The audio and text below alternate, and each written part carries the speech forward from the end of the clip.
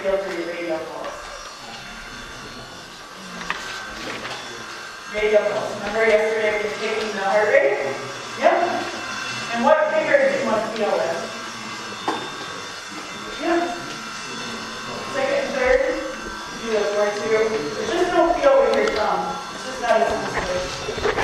Alright, and it has its own, you can get your own heart needed. Alright, so everybody know how to feel for the radial pulse.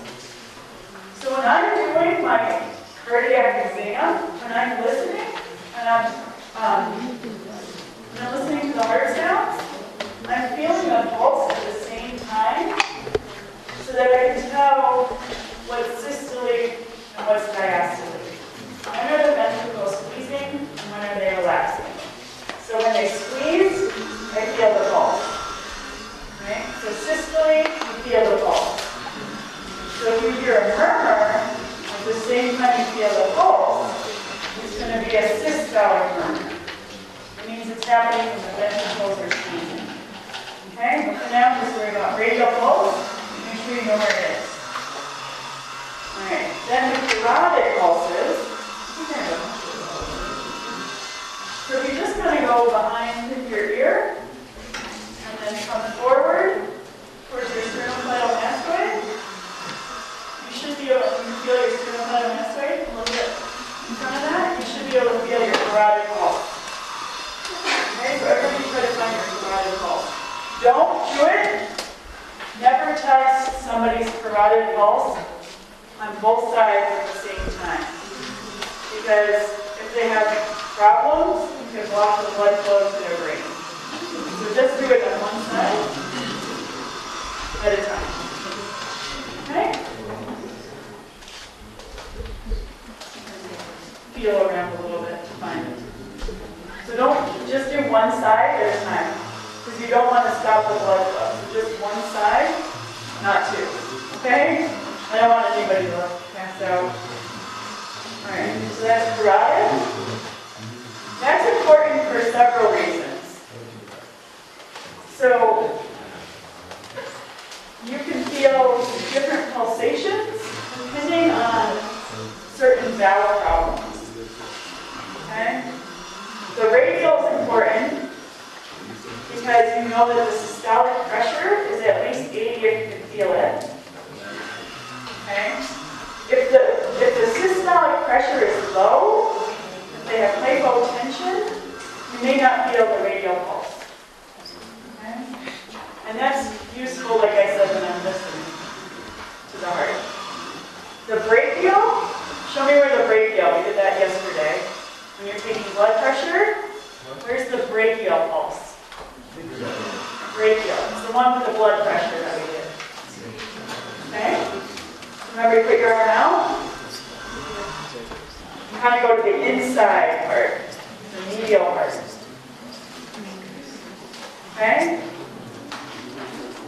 That's the brachial. And we can use that one to find the right spot for blood pressure. Okay. And the femoral, and there's good pictures of all this too on the website, and then we've got a few in here. Femoral pulses, so you want to, I'm not going to point to it, but in the groin area, okay, it kind of goes in the order, the nerve, artery, vein, and lymph nodes. Okay, nerve, artery, vein, and lymph nodes. This is like, so in the femoral area, there's the nerve, then there's the femoral artery, there's the femoral vein, and then there's the femoral lymph nodes. Okay, this just helps me remember. Don't worry too much about this, but this helps me remember that we put, if I can't get an IV into somebody and they're very sick, sometimes we'll put a catheter into the femoral vein. So I use the femoral artery, I find the femoral artery, then I go medial, because it goes nerve, artery, vein. Okay? So that's why I have to know, part of the reason why it's good to know where the femoral artery is so you have the inguinal ligament. You guys talked about pelvic anatomy, okay? So I feel a little bit, a couple centimeters below the inguinal ligament. And I can feel, so the nerve comes down, artery, the vein, nerve, artery, vein, kind of similar. So I feel for the artery, kind of right around here. I'll show you a picture, it'll be easier. Okay? And then I know where to put my needle to get a catheter into the vein. So I put my fingers over the artery, okay, so that I don't go into the artery when I'm putting in. And this is only for when people are very sick and they don't have, we can't get an IV in. Okay? Sometimes we put a catheter or IV into the femoral vein. I'm just kind of explaining a little bit of why you need to know where each, how to feel for each pulse. Okay? And then the popliteal will skip. I rarely feel for that.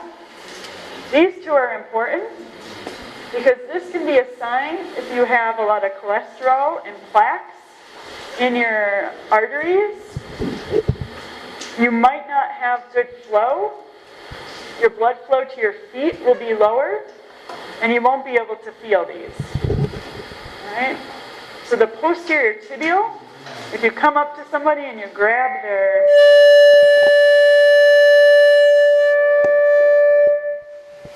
Sorry. I don't know what I did.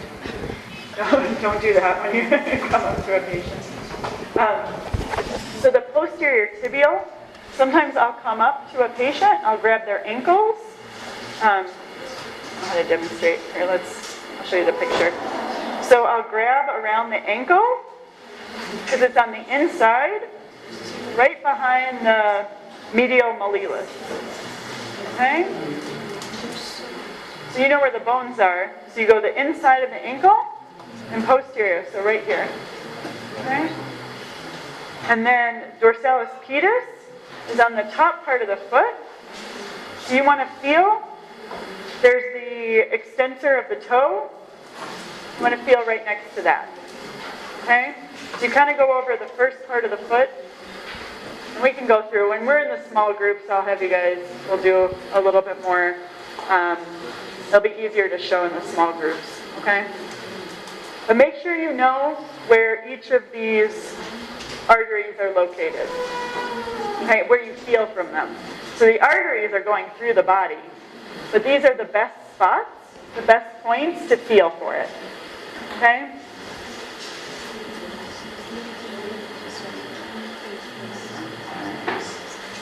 So then we've done inspection, we've done palpation of the pulses. So we still have to palpate the point of maximum impulse. Okay? And usually the patient's kind of lying down. I usually have their head at about 45 degrees. Okay, so they're not flat, they're not straight up, they're usually at about 45 degrees. And that's so I can measure the jugular vein. So I just leave the patient there after I've done that. And so that's how I'll listen to them. If I have a hard time hearing something, or I think I hear a murmur, or I can't feel the point of maximum impulse, I'll have them turn on their left side, so it's left lateral decubitus. That means kind of lying on the left side. Okay? So normally you can do the cardiac exam having them lying back, supine. Do you know the difference between supine and prone? So supine position, you can do most of the exam. But if you can't hear something, or you want to hear something better at the apex of the heart, or you can't feel the point of maximum impulse, then have them turn lying on their side. And that's called left lateral decubitus. Okay? Alright, and so the last thing you'll feel for is this point of maximum impulse. And you can actually feel the heart kind of hitting the chest wall. if you go in between, so you want to go around the 4th or 5th intercostal space, okay? And we'll talk about mid-clavicular line, so your clavicle, mid-clavicular, middle of your clavicle, okay? And then you go down to the 4th or 5th intercostal space. Does everybody understand mid-clavicular? Okay. Because we'll talk about sternal border and mid-clavicular.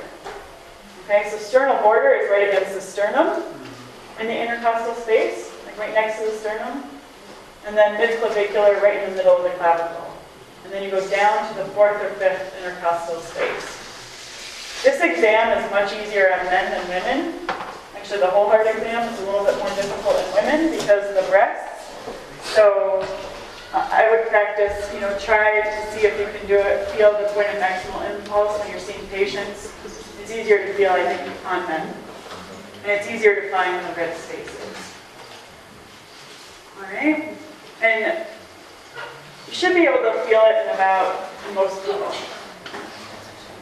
And what you're feeling for, so you go down, you find that space, and you want to feel for the heart hitting the chest. And you really want it to be just the size of a quarter, a small coin, okay? Or about 2 fingers. If it's larger than that, and they're turned on their side, that still could be okay. All right? But if they're sitting back, and it's more than 3 finger size, that could be a sign that the left ventricle is larger than it should be. Okay? Because if you think about it, you'll be feeling for it here. If it's larger or if it's further over, so it's not in the mid-clavicular line, but you feel it over here in the mid-axillary line, that could be a sign that the left ventricle is too big. Okay? So that's how this can help you. It can mean a lot of different things. I think I took the slide out. So you go down, find your mid-clavicle, go down to the 4th or 5th intercostal space, and feel around for, you just feel something hitting your fingers like that. Okay? But it's much softer. And then you want to feel how big that area is. Later, you can go through, you can get a lot more information from just feeling that. I wouldn't worry about this, okay? Just know that you can feel it. If you don't feel it, it's not really a big deal, okay? It's not abnormal if you can't feel it. But it can give you a lot of information about other diseases that might be going on. Don't worry about that, okay? That's just extra. Okay. Then you're also just feeling the chest to feel for any vibrations. So some of this is hard to describe unless I have a patient who has it, because it's hard to describe some of the sounds and some of what you're feeling. But this is when somebody has a loud murmur. Sometimes it's so loud that it vibrates the chest, and you'll feel a thrill. So the vibration is called a thrill. Okay? So if you feel a thrill, you know they have a problem with one of the valves. In this, if you feel a thrill, we say the murmur is pretty loud. It's 4 out of 6. 6 being the loudest that I could hear even without my stethoscope. Just from here, I could hear your heart murmur. Okay, that's a 6. We'll talk about that in a second. All right. And then a heave or a lift. So this is if you feel it similar to the feeling to the point of maximal impulse, but you feel it over a large area. Okay? And this is if the right ventricle or left ventricle are bigger than they should be, or have more muscle than they should. They're just more forceful when they contract, and you can feel it. Okay? All right. So, inspect, palpate, and what are we palpating for? What are we going to palpate?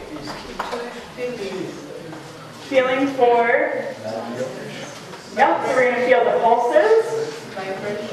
And then we're going to feel for vibrations, for heaves or thrills.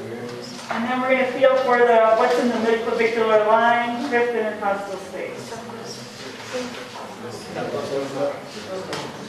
The point. Yeah, so the point of maximal impulse, or the PMI.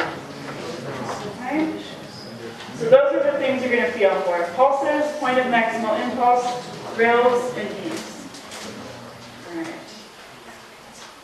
You guys stop me when it gets close to 10, or otherwise I'll just keep talking. Okay? All right. So you got those down. All right, now the exciting part. Then listening with the stethoscope.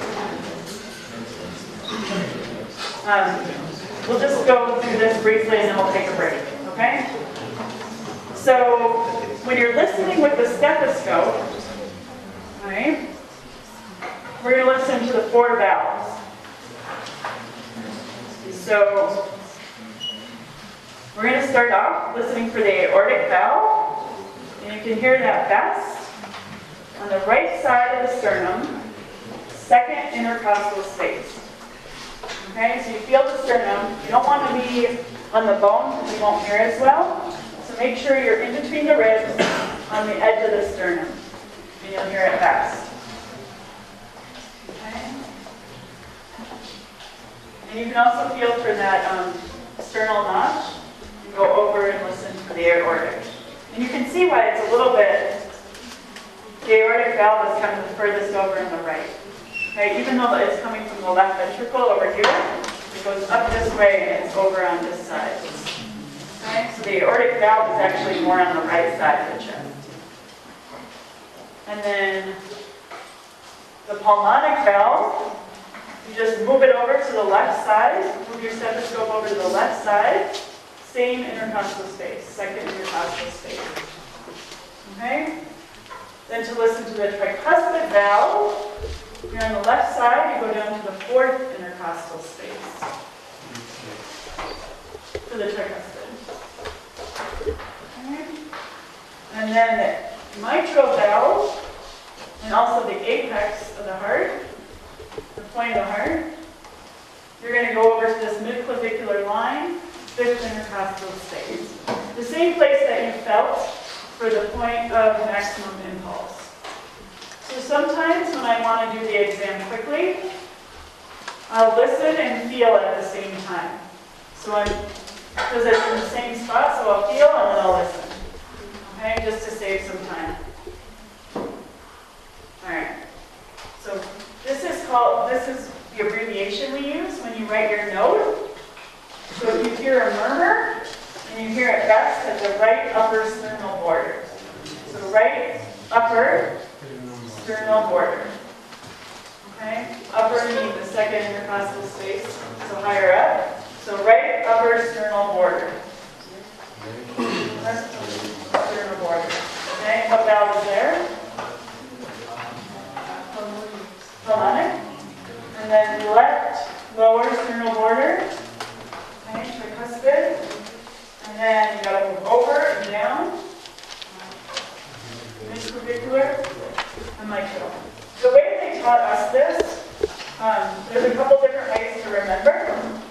So you got the sternum,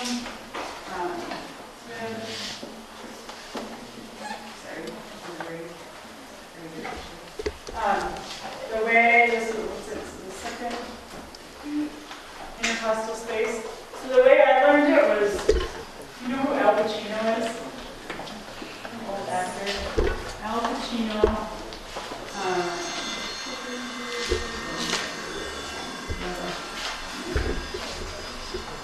My picture's not very good. But there's a couple different ways they teach us so we can remember which valve is which. So all physicians take milk for Al Pacino the man. That's how I remember. So whatever way, if you can come up with a way to remember it. So I don't know, anybody have any better ideas? To like give you something so you can remember when you're listening. I'm like, all right, Al Pacino the man. So So that's